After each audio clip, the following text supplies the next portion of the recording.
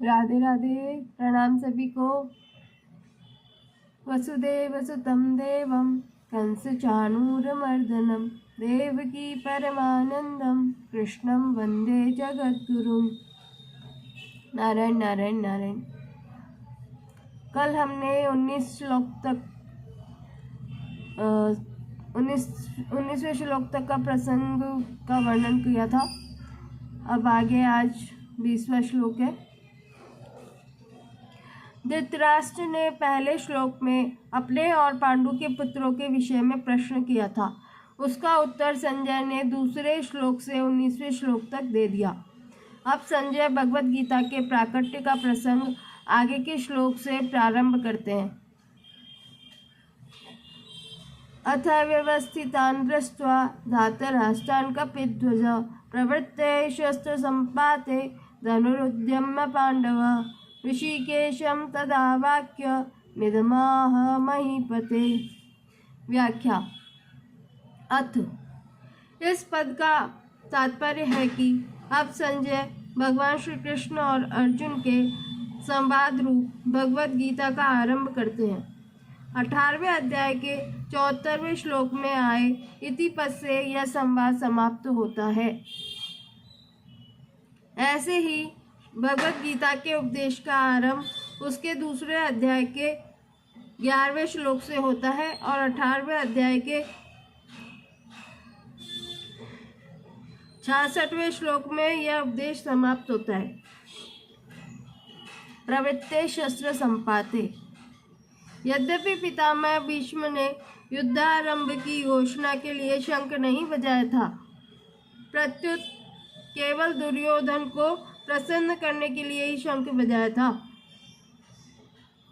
तथापि कौरव और पांडव सेना ने उसको युद्धारंभ की घोषणा ही मान लिया और अपने अपने अस्त्र शस्त्र हाथ में उठाकर तैयार हो गए। इस तरह सेना को शस्त्र उठाए देखकर वीरता में भरकर अर्जुन ने भी अपना गांडीव धनुष हाथ में उठा लिया। व्यवस्थितान् धृतराष्ट्रान् दृष्ट्वा। इन पदों से संजय का तात्पर्य है कि जब आपके पुत्र दुर्योधन ने पांडवों की सेना को देखा तो वह भागा भागा द्रोणाचार्य के पास गया, परंतु जब अर्जुन ने कौरवों की सेना को देखा तो उनका हाथ सीधे गांडीव धनुष पर ही गया। धनुरुद्यम्य। इससे मालूम होता है कि दुर्योधन के भीतर भय है और अर्जुन के भीतर निर्भयता है, उत्साह है, वीरता है। कपिध्वज। अर्जुन के लिए कपिध्वज विशेषण देकर संजय धृतराष्ट्र को अर्जुन के रथ की ध्वजा पर विराजमान हनुमान जी का स्मरण कराते हैं। जब पांडव वन में रहते थे तब एक दिन अकस्मात वायु ने एक दिव्य सहस्त्रदल कमल लाकर द्रौपदी के सामने डाल दिया। उसे देखकर द्रौपदी बहुत प्रसन्न हो गई और उसने भीमसेन से कहा कि हे वीरवर, आप ऐसे बहुत से कमल ला दीजिए। द्रौपदी की इच्छा पूर्ण करने के लिए भीमसेन वहां से चल पड़े। जब वे कदली वन में पहुंचे तो वहां उनकी हनुमान जी से भेंट हो गई। उन दोनों की आपस में कई बातें हुई। अंत में हनुमान जी ने भीमसेन से वरदान मांगने के लिए आग्रह किया तो भीमसेन ने कहा कि मेरे पर आपकी कृपा बनी रहे। इस पर हनुमान जी ने कहा कि हे वायुपुत्रो, जिस समय तुम बाण और शक्ति के आघात से व्याकुल शत्रुओं की सेना में घुसकर सिंहनाद करोगे, उस समय मैं अपनी गर्जना से उस सिंहनाद को और बढ़ा दूंगा। इसके सिवाय अर्जुन के रथ की ध्वजा पर बैठकर मैं ऐसी भयंकर गर्जना किया करूंगा जो शत्रुओं के प्राणों की हरने वाली, जिससे तुम लोग अपने शत्रुओं को सुगमता से मार सकोगे। इस प्रकार जिनके रथ की ध्वजा पर हनुमान जी विराजमान है उनकी विजय निश्चित है। पांडव। धृतराष्ट्र ने अपने प्रश्न में पांडवाः पद का प्रयोग किया था, अतः धृतराष्ट्र को बार बार पांडवों की याद दिलाने के लिए संजय पहले अध्याय के 14वें श्लोक में और यहाँ पांडव शब्द का प्रयोग करते हैं। ऋषिकेशम तदा वाक्य मिदमाह महीपते। पांडव सेना को देखकर दुर्योधन तो गुरु द्रोणाचार्य के पास जाकर चालाकी से भरे हुए वचन बोलता है, परंतु अर्जुन कौरव सेना को देखकर, जो जगत गुरु हैं, अंतर्यामी हैं, मन बुद्धि आदि के प्रेरक हैं, ऐसे भगवान श्री कृष्ण से शूरवीरता, उत्साह और अपने कर्तव्य से भरे हुए आगे कहे जाने वाले वचन बोलते हैं। अर्जुन उवाचो सेनयोरुभयोर्मध्ये रथं स्थापयाम्यच्युत यावदेतान्निरीक्ष्येऽहं योद्धुकामानवस्थितान् कैर्मया सह योद्धव्यमस्मिन् रणसमुद्यमे। व्याख्या। अर्जुन बोले, अच्युत सेनयोरुभयोर मध्य रथम स्थापित। दोनों सेनाएं जहां युद्ध करने के लिए एक दूसरे के सामने खड़ी थी, वहां उन दोनों सेनाओं में इतनी दूरी थी कि एक सेना दूसरी सेना पर बाण आदि मार सके। उन दोनों सेनाओं का मध्य भाग दो तरफ से मध्य था।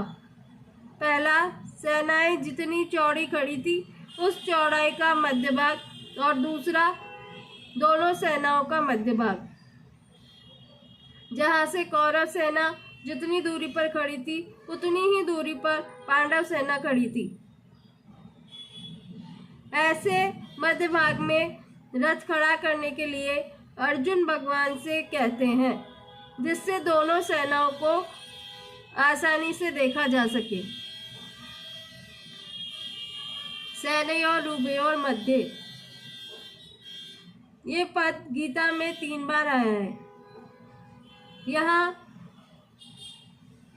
पहले अध्याय के 21वें श्लोक में, इसी अध्याय के 24वें श्लोक में और दूसरे अध्याय के 10वें श्लोक में।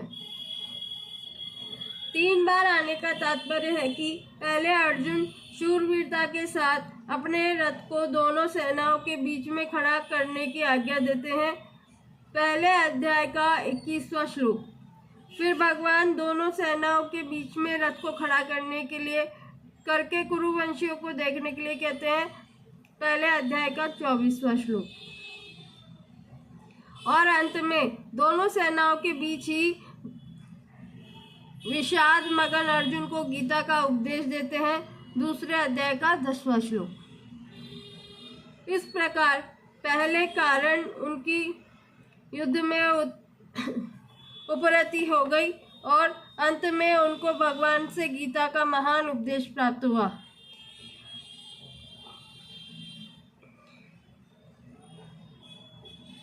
क्षमा करिए। इस प्रकार पहले अर्जुन में शूरवीरता थी, बीच में कुटुंबियों को देखने से मोह के कारण उनकी युद्ध से उपरति हो गई और अंत में उनको भगवान से गीता का महान उपदेश प्राप्त हुआ, जिससे उनका मोह दूर हो गया। इससे यह भाव निकलता है कि मनुष्य जहाँ कहीं और जिस किसी परिस्थिति में है, वहीं रहकर वह प्राप्त परिस्थिति का सदुपयोग करके निष्काम हो सकता है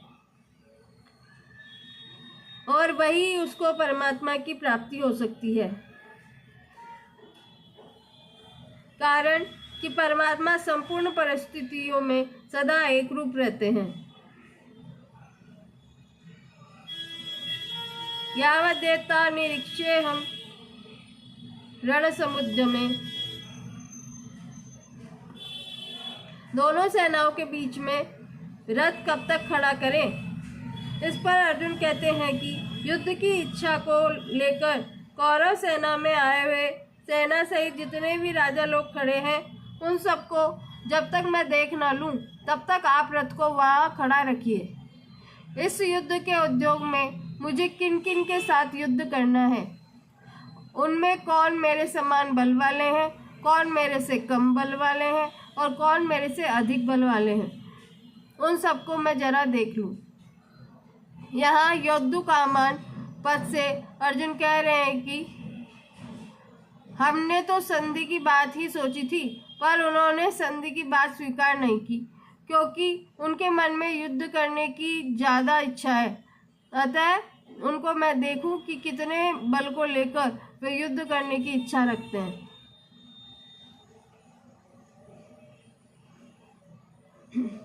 योत्स्यमानान् वेक्षेऽहं य एतत्र समागता धातराष्ट्रस्य दुर्बुद्धे युद्धे प्रियचिकीर्षव। व्याख्या। धातराष्ट्रस्य दुर्बुद्धे युद्धे प्रियचिकीर्षव। यहाँ ही दुर्योधन को दुष्ट बुद्धि कहकर अर्जुन यह बताना चाहते हैं कि इस दुर्योधन ने हमारा नाश करने के लिए आज तक कई तरह के षड्यंत्र रचे हैं।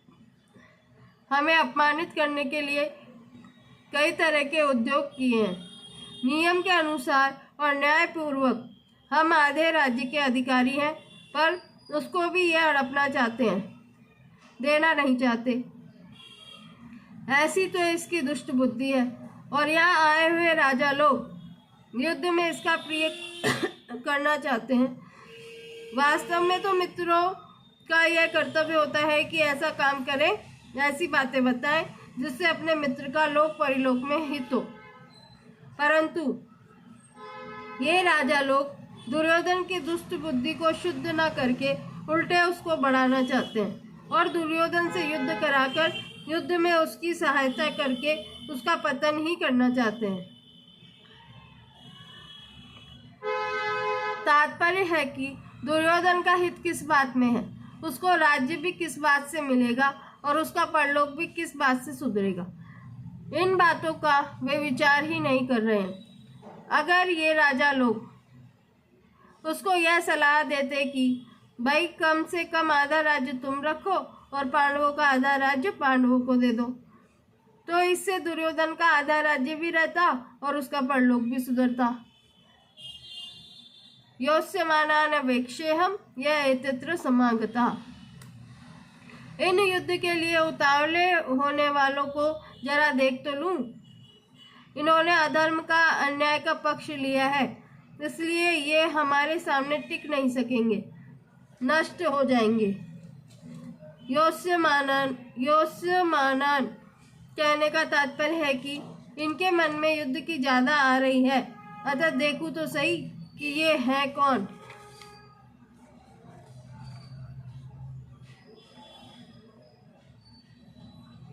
अब अर्जुन के ऐसा कहने पर भगवान ने क्या किया, इसकी चर्चा हम अगले श्लोक में करेंगे। राम राम।